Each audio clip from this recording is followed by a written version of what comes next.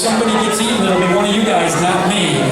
That one that was out there all by itself, if anybody got eaten, that's the one right there. So you want to be in the crowd where you can get lost. Now look at how disorganized the school gets when they're feeding, when they're getting their own food. That's when they're the most vulnerable to being eaten by the larger fish. So that's why we want to keep an eye on them and why they're trying to keep one eye focused on the big fish and one eye focused on their food. The dolphin fish that I started to talk about there, the ones with the square forehead, they're just swimming around very slowly.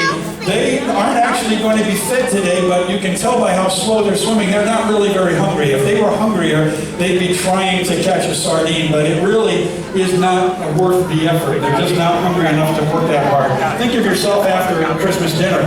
You know there's more good food out in the kitchen, but you're just not hungry enough to walk that far and get it. And that's pretty much the way the dolphin fish are today. They got fed a nice big meal yesterday. Now the male is the one with a really square forehead, and the other four are females in here, a little bit more rounded head. They're called dolphin fish. One of the reasons is that when they swim, they actually shoot right up out of the water. They porpoise the way dolphins do coming out of the water. So that's where they get one of their nicknames.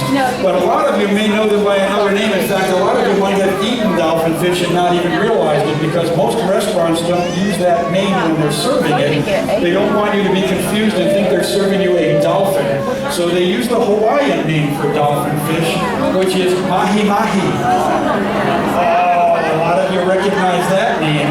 And now you're looking and they're a little different. You're trying to picture them on a bed of rice with some green beans off to the side and some butter and lemon, right? See? That's what mahi-mahi is there. That's right. That's a really good eating fish. Who likes to eat mahi-mahi here? Let's see some hands. I heard a lot. There you go. How about any kind of seafood, whether it's mahi-mahi or tuna, or shrimp, salmon, clams, crabs, lobster, there you go.